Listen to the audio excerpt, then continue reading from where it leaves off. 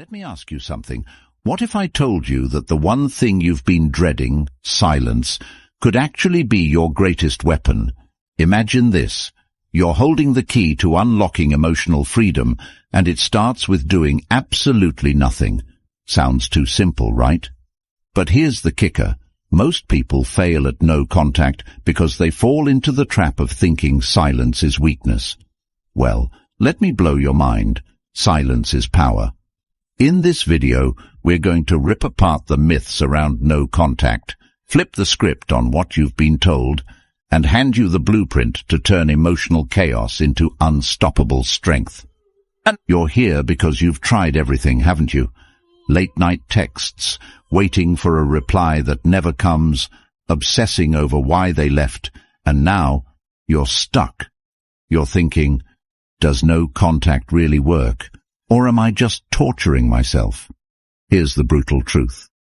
Most people fail at no contact because they focus on the wrong thing, the other person. That's where you're going wrong.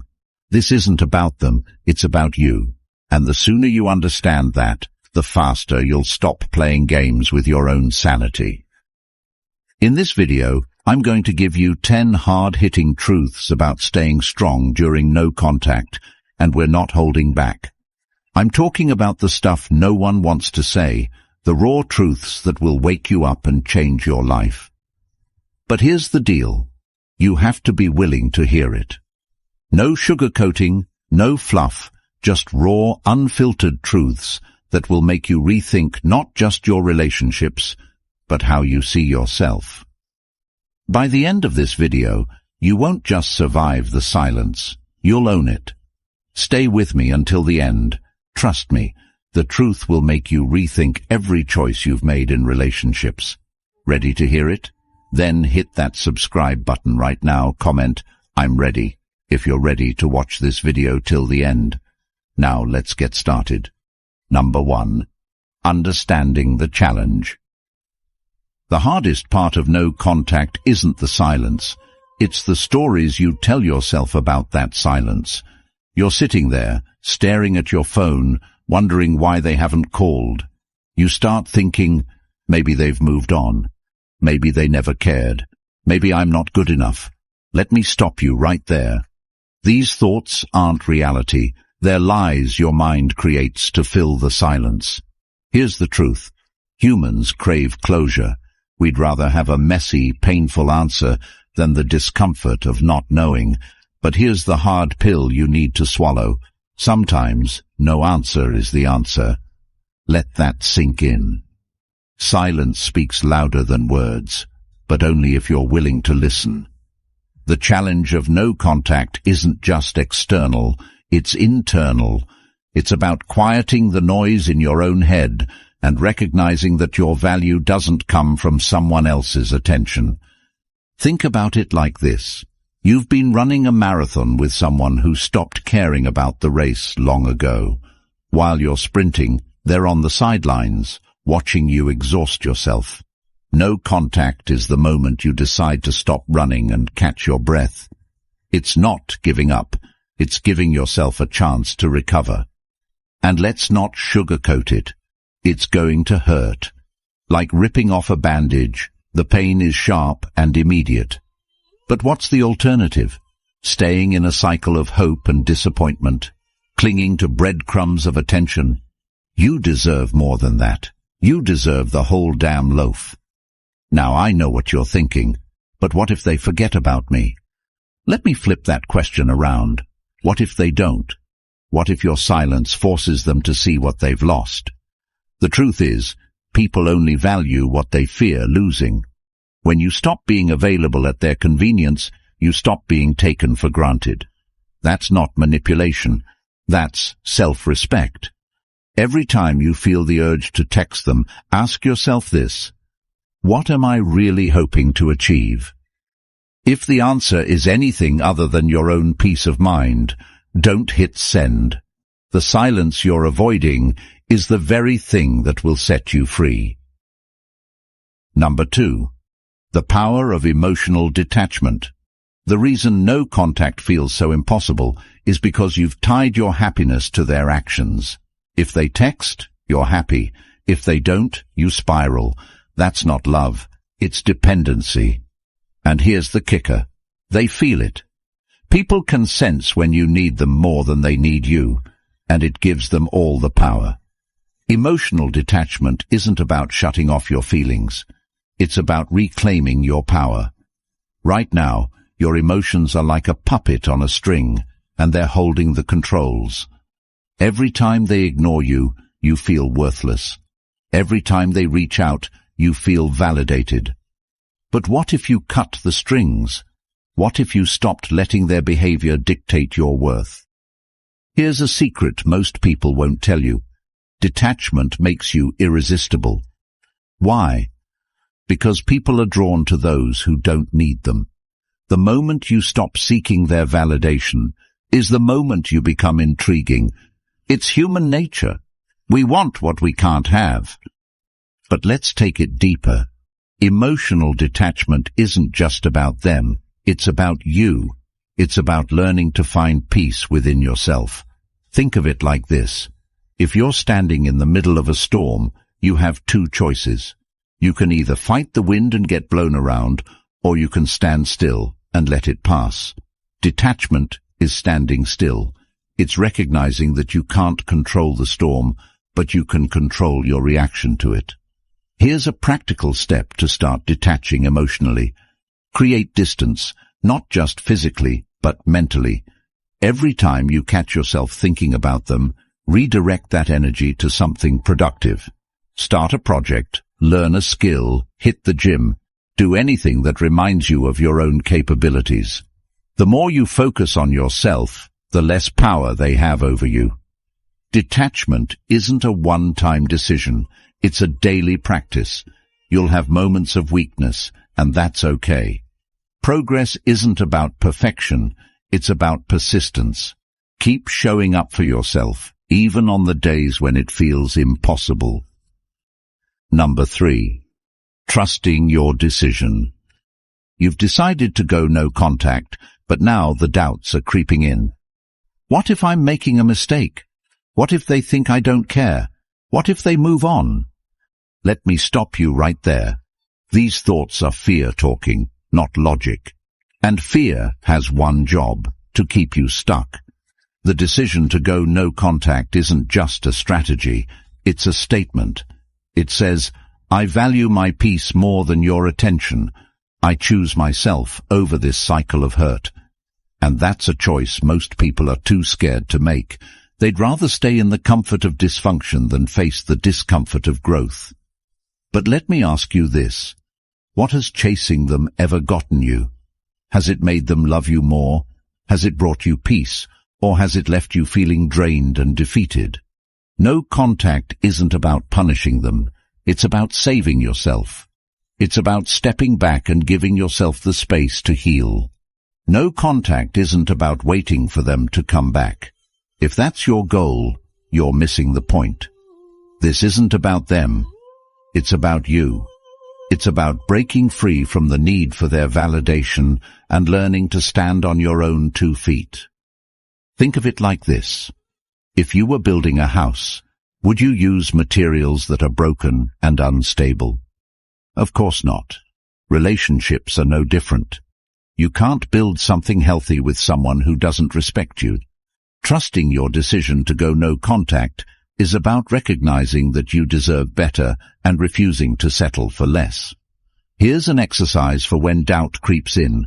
Write down the reasons you chose no contact in the first place. Be brutally honest. Maybe they disrespected you. Maybe they didn't prioritize you. Whatever the reason, put it on paper. Then, whenever you feel tempted to break no contact, read that list. Let it remind you why you made this choice and why it's worth sticking to. And here's the truth most people won't tell you.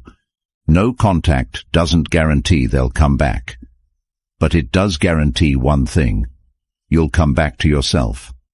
You'll rediscover the parts of you that got lost in the relationship. You'll remember what it feels like to be whole, not because someone else completes you, but because you complete yourself. Trusting your decision is about playing the long game.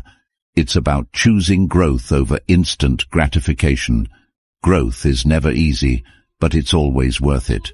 So the next time you find yourself questioning your choice, remember this: the person you're becoming is worth the discomfort of letting go. Number 4. Embracing discomfort. No one likes discomfort. It's why we cling to toxic relationships, send that desperate "Hey, how are you?" text, or stalk their social media late at night. But here's the harsh reality: growth and comfort cannot exist together. You can have one or the other, but never both. If you want to become stronger, wiser, and more self-assured, you have to get comfortable with being uncomfortable. Discomfort during no contact isn't a punishment. It's a transformation. Think of a butterfly struggling to emerge from its cocoon. It's painful, messy, and slow. But without that struggle, the butterfly's wings wouldn't develop the strength to fly. You're in that cocoon right now, and the silence. That's your transformation in progress. But here's the trap most people fall into. They think discomfort means they're doing something wrong. You start to question yourself, wondering if breaking no contact would feel better. Spoiler alert, it won't. Reaching out might give you a fleeting sense of relief, but it comes at the cost of your long-term growth. And let's face it, if they wanted to talk to you, they would have by now. Discomfort shows you where the cracks are in your foundation. Maybe you relied too heavily on their attention for your self-worth. Maybe you ignored your own needs to prioritize theirs. Whatever it is, the pain you feel isn't here to punish you. It's here to guide you. Next time you feel that unbearable urge to break no contact, sit with it. Don't distract yourself. Don't run from it. Just let it wash over you like a wave. Notice how the feeling rises, peaks, and then fades. That's the thing about discomfort. It's temporary, and every time you resist the urge to react, you're teaching yourself that you can survive without them. Think about it. Every painful moment you endure is a deposit into your self-respect bank. It's proof that you value yourself enough to face the hard stuff head-on. And let's be real, nothing worth having ever comes easy. Embrace the discomfort, because on the other side of it lies the version of you that you've always wanted to be. Number 5. Purpose over validation. Most of us spend our lives performing for people who don't even deserve to sit in the front row of our story. You know what I'm talking about. Posting that "look how happy I am" photo on Instagram, hoping they'll see it and feel a twinge of regret. But let me ask you this. Why are you living for their validation when you could be living for your purpose? Validation is like junk food. It gives you a quick hit of satisfaction, but it leaves you feeling empty and craving more. Purpose, on the other hand, is like a home-cooked meal. It takes longer to prepare, but it nourishes you in ways that last. During no contact, your purpose is your anchor. It's the thing that will keep you grounded when the silence feels overwhelming. What does living with purpose actually look like? It means asking yourself, what can I create, achieve, or improve in my life that has nothing to do with them? Maybe it's a fitness goal you've been putting off. Maybe it's finally starting that side hustle you've always dreamed about. Or maybe it's as simple as becoming the kind of person who inspires themselves. Imagine someone who spent years in a relationship where they always played second fiddle. They were constantly seeking approval, bending over backward to keep the peace. After the breakup, they went no contact and poured all that energy into building their dream business. Today, they're thriving, not because they got their ex back, but because they got themselves back. Living with purpose doesn't mean you stop caring about what happened. It means you stop letting it define you. Every moment you spend chasing validation is a moment you're not investing in your future. And here's the irony. When you start living for yourself, you become magnetic. People are drawn to those who have a sense of direction and self-worth. So here's your challenge. Take all the time and energy you've been wasting on thoughts of them and redirect it. Start small. Pick one thing you've been putting off. Maybe it's journaling, exercising, or learning a new skill. Commit to it, not because you want to prove anything to them, but because you owe it to yourself. And remember this, your purpose doesn't need anyone's approval. The only validation you should be chasing is your own. Number 6. Building resilience. Resilience isn't something you're born with, it's something you build, brick by brick, choice by choice. Right now, you're in the trenches of emotional warfare. No contact feels like a battle between your better judgment and your need for closure. But here's the good news. Every time you resist the urge to reach out, you're building a fortress of resilience. Let me break it down. Resilience is like a muscle. The more you use it, the stronger it gets.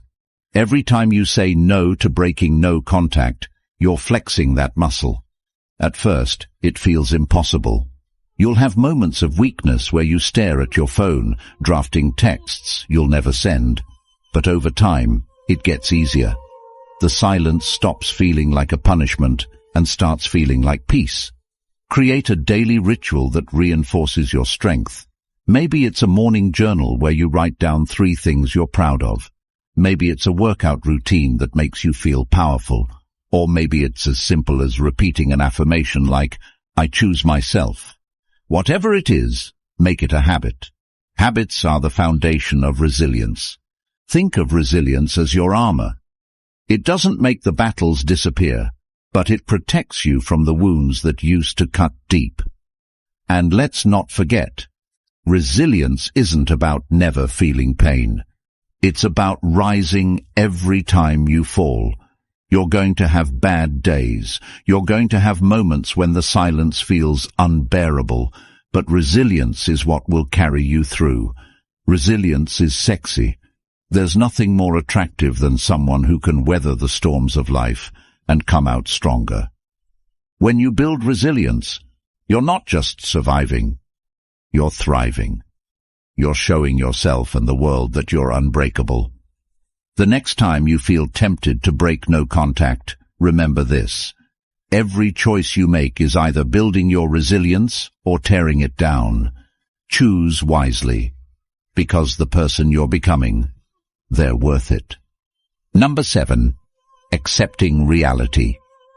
The hardest truths are the ones we avoid the most. You know exactly what I mean.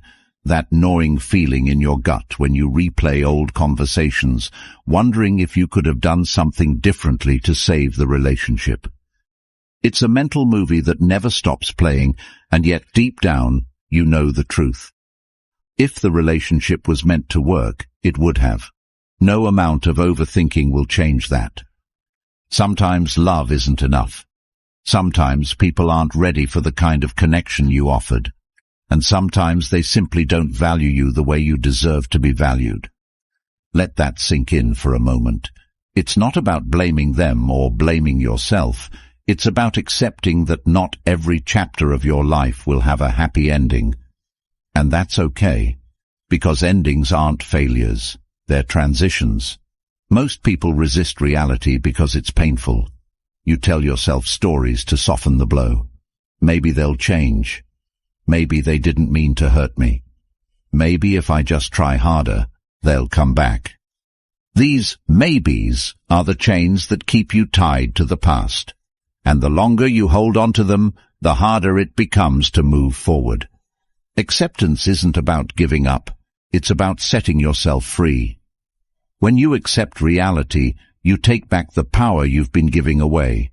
You stop waiting for closure from someone who's never going to give it to you. You stop hoping for an apology that might never come. And most importantly, you stop letting someone else's actions define your worth. Think of acceptance as ripping off a bandage. It hurts like hell at first, but once it's done, you can finally start to heal. And let's be clear, healing isn't linear. You'll have days where you feel like you're moving on, and days where you feel like you're back at square one. That's normal. What matters is that you keep moving forward, even if it's just one step at a time. Write down the truths you've been avoiding. Be brutally honest. Maybe the truth is that they didn't prioritize you. Maybe the truth is that the relationship was one-sided. Whatever it is, put it on paper. Seeing it in black and white can be a powerful wake-up call. And every time you feel tempted to break no contact, read those truths aloud to yourself. Let them remind you why moving on is the only option. Acceptance doesn't mean you stop caring. It means you start caring about yourself more. It means you stop hoping for a future with someone who isn't meant to be in your life and start building a future that's centered around your own happiness. And here's the irony. The moment you stop chasing them is the moment you start finding yourself. Number 8. Turning pain into power. Pain is one of life's great inevitabilities. If you're human, you've felt it. The sting of rejection, the ache of loss, the hollow emptiness of being left behind. But here's the truth about pain. It's not your enemy. It's your teacher. It's here to show you where you need to grow, where you've been neglecting yourself, and where you need to make changes. Think about it. Every scar you have, whether it's physical or emotional, tells a story of survival. And right now, you're in the middle of writing one of the most important chapters of your life. The pain you feel today is shaping the person you'll become tomorrow. So the question isn't, how do I get rid of this pain? It's, how do I use this pain to grow? Here's the secret most people won't tell you. Pain is the catalyst for transformation. Think about every great success story you've ever heard. Behind every triumph, there's a struggle. Behind every victory, there's a battle. And behind every strong person, there's a moment of pain that forced them to rise above it. You're in that moment right now. And while it might feel like the end, it's actually the beginning. The beginning of a stronger, wiser, more resilient version of yourself. But here's the catch. You have to be willing to face the pain head-on.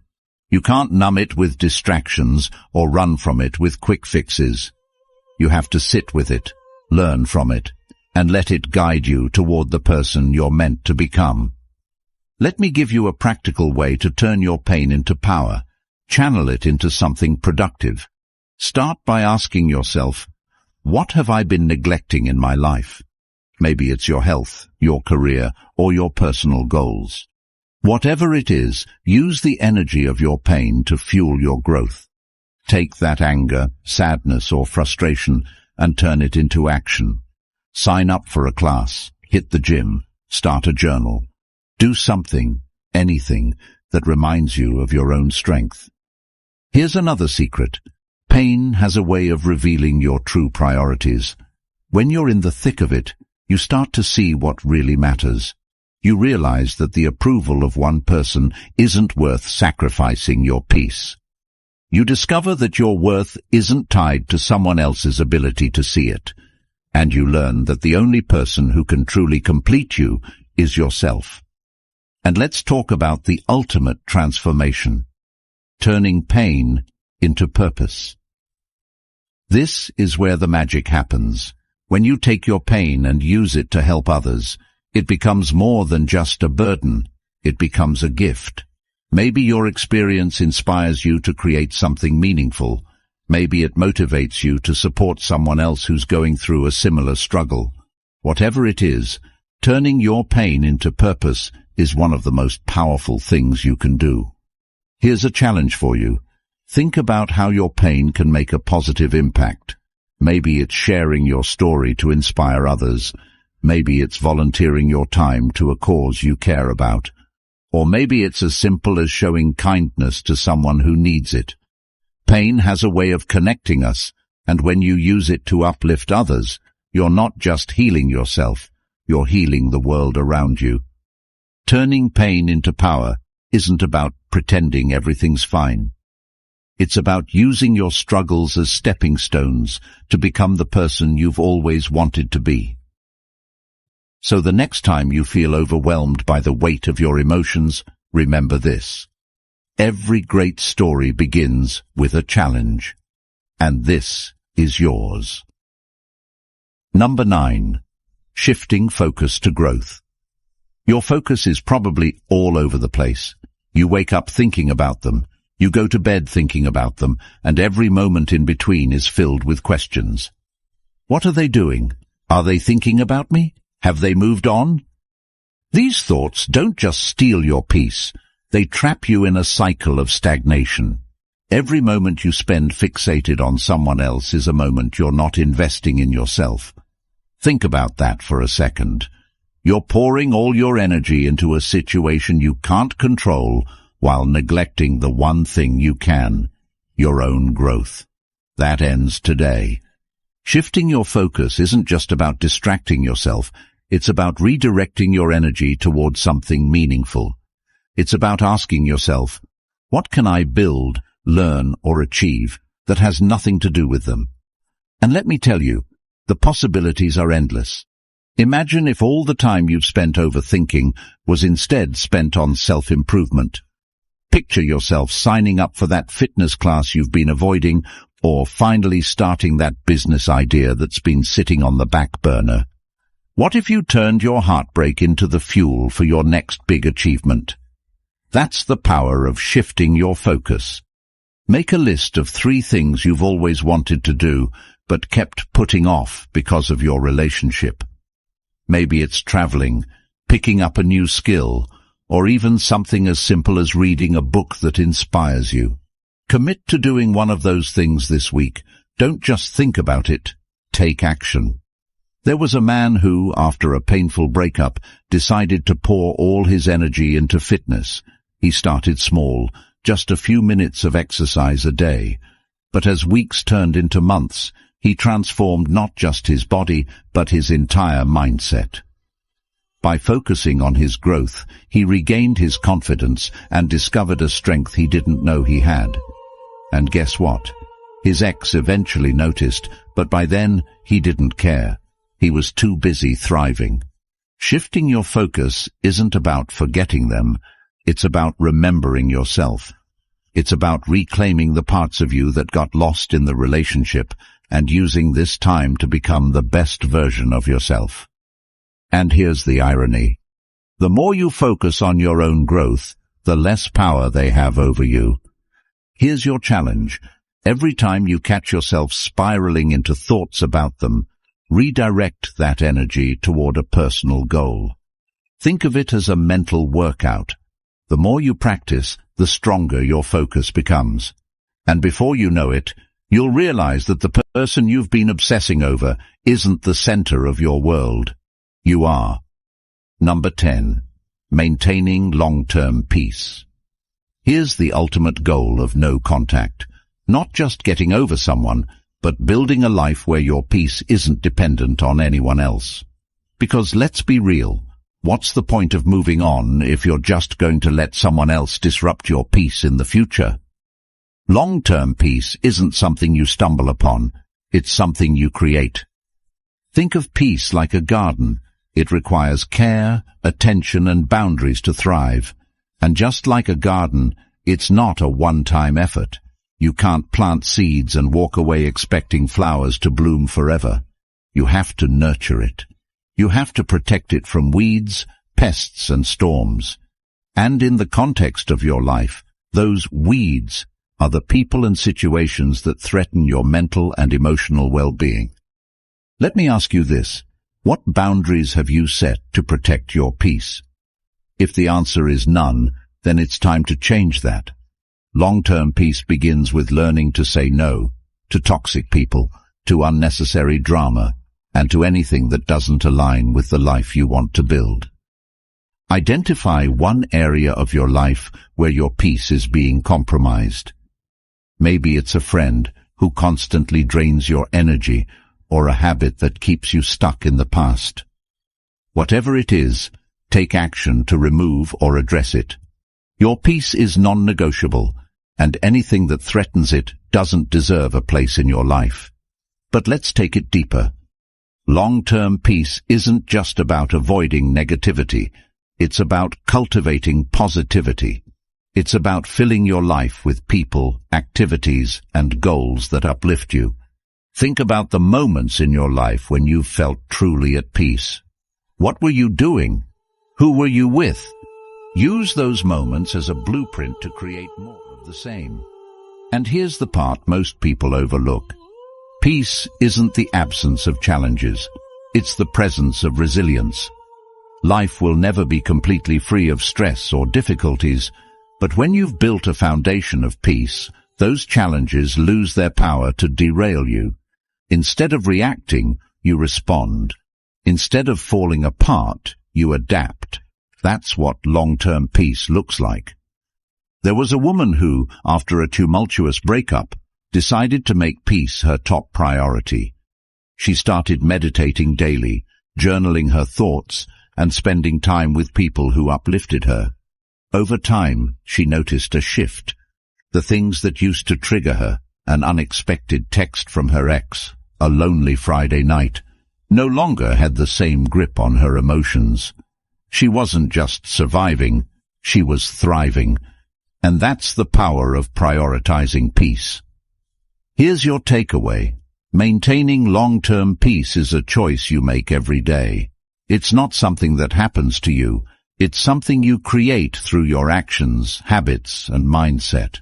And the more you prioritize your peace, the less you'll tolerate anything that disrupts it. Here's the final challenge. Write down your personal definition of peace. What does it look like? What does it feel like? And most importantly, what steps can you take to protect and nurture it? Keep that definition close to you and let it guide every decision you make. You've made it to the end of this journey, and that says something about you. It says you're not someone who's willing to stay stuck, who's okay with settling for less, or who's going to let anyone else dictate their happiness. Right now, you're standing at a crossroads. One path keeps you clinging to the past, chained to the pain, and stuck in the cycle of overthinking. The other path, that's the one where you rise. That's the one where you say, enough, I deserve better. Every piece of advice we've shared today isn't just about surviving no contact. It's about transforming it into the greatest act of self-love you've ever experienced. Silence isn't your enemy, it's your teacher. Every moment of discomfort is a step toward becoming the version of you who doesn't just endure life, but thrives in it. Let this be your reminder. You don't need anyone else's approval to feel worthy. You are enough, just as you are. You are stronger than the pain, wiser than the doubts, and braver than you give yourself credit for. The journey ahead won't always be easy, but it will be worth it. And the best part, the person waiting for you at the other side of this silence, the healed, confident, unshakable you, is someone you're going to love more than you've ever loved anyone else. If this video resonated with you, take a moment to support this channel by hitting the subscribe button. It's not just about numbers. It's about making sure more people who are struggling just like you can find this message and begin their journey to healing. When you subscribe, you're helping to spread a message of growth, resilience, and empowerment to those who need it most. And before you go, drop a comment below saying, I choose myself. Let that be your declaration, your commitment to put your peace and growth above all else. Remember, you're not alone in this. This community is here to support you every step of the way. Together, we're building something bigger than no contact. We're building lives filled with strength, purpose, and unstoppable self-worth.